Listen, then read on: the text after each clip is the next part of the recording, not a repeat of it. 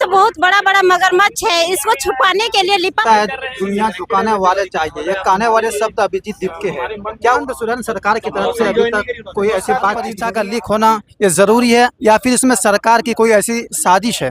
झारखंड बने हुए आज 25 साल हो गए हैं जी, लेकिन आज झारखंड के छात्राओं को दूसरे राज्यों में क्यों जाना पड़ता है? क्या हर परीक्षा का लीक होना ये जरूरी है या फिर इसमें सरकार की कोई ऐसी साजिश है?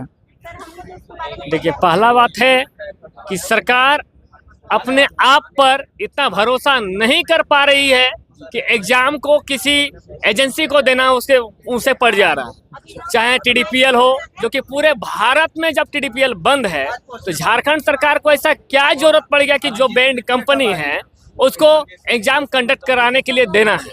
सरकार खुद से क्यों नहीं एग्जाम को कंडक्ट करवा पा रही है?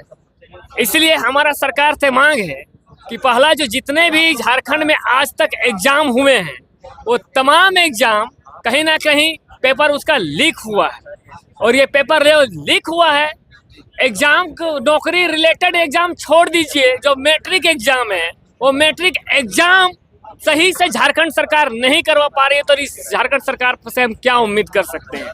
चाहे मैट्रिक एग्जाम हो, चाहे इंटर की एग्जाम हो, या फिर नेट हो, नीट हो, जेपीएससी हो, सीजीएल हो, तमाम तरह की एग्जाम जो है वो सरकार फेलियर है। और ये सरकार कहीं ना कहीं भ्रष्टाचार से अपने झारखंड को भ्रष्टाचार से मुक्त करना नहीं चाहती है।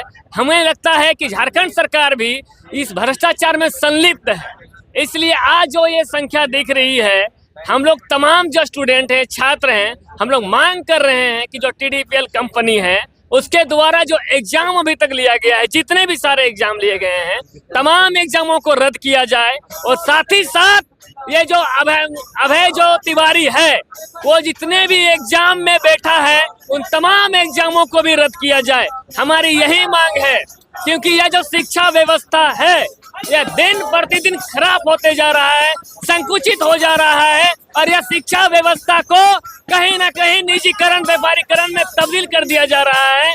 बहुत सारा नेता मंत्री जो हैं वो अपने ही स्कूल, कॉलेज, यूनिवर्सिटी चला रहे हैं, तो कहां से वो सरकारी व्यवस्था को ठीक कर पाएंगे?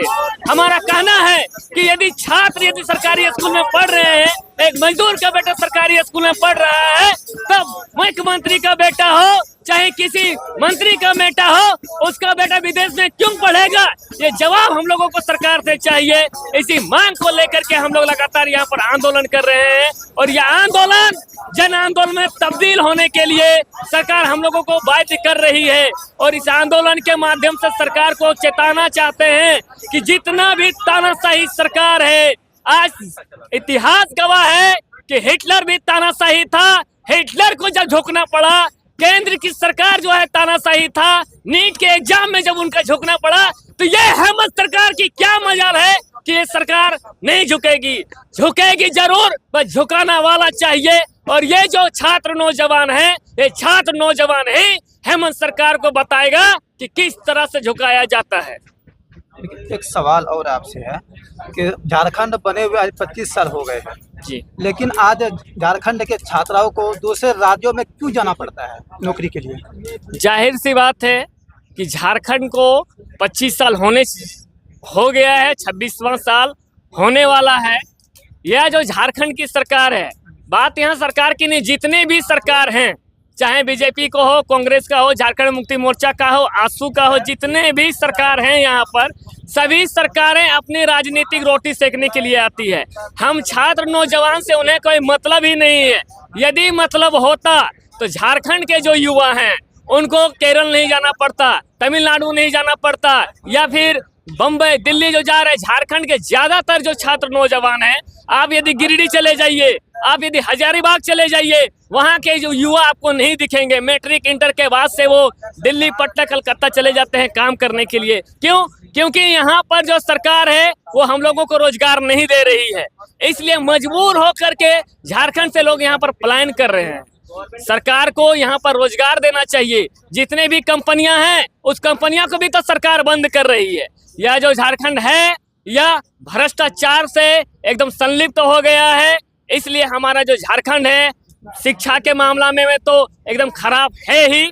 या रोजगार के मामला में एकदम भ्रष्ट हो गया है। इसलिए यहाँ का जो युवा है पलायन करने पर मजबूर हो रहा है। जब चुनाव होती है नेता आपके दरवाजे पर आते हैं और आपको तरह तरह के आश्वासन देते हैं, लेकिन जब वो नेता जीत कर चले जाते हैं और आपको ज़रूरत पड़ी है उन नेताओं की और आज प्रोटेस्ट कर रहे हैं अपनी मांगों को लेकर, लेकिन आज यहाँ पर देखने के लिए क्यों नहीं अभी तक आए हैं?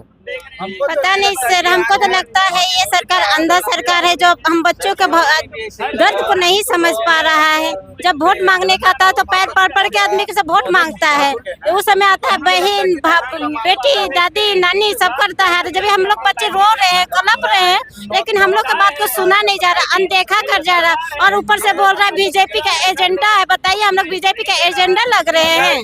हम लोग जेन्युइन स्टूडेंट है जो रात दिन पढ़ाई किए हैं, मजबूरी में आके यहाँ पे धरना दे रहे हैं। हम लोग एक लड़की जात हो के हम लोग कभी रूम में रहते पढ़ाई लिखाई करते, आके यहाँ बैठने में हम लोग को शौक चढ़ा है क्या?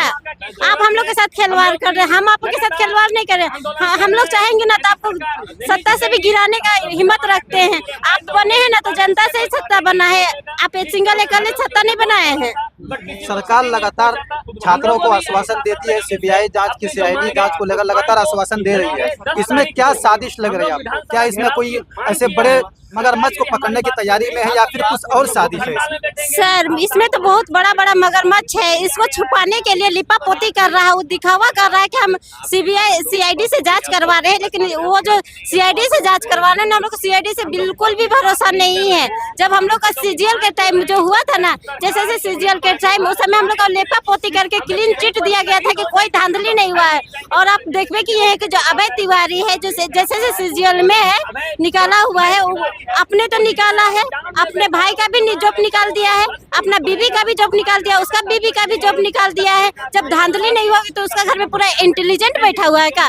हम लोग जो रात दिन रूम में बैठ के पढ़ते हैं, हम लोग एक जॉब भी नहीं निकाल सकते, यहाँ तक कि होमगार्ड तक नहीं निकाल सकते हैं। और जो वो है जो 4-4 5-5 6 जॉब निकाल के बैठा हुआ है, इतना इंटेलिजेंट हो गया है। अरे अगर घोटाला नहीं हुआ था तो इतना कैसे निकला उसका जॉब?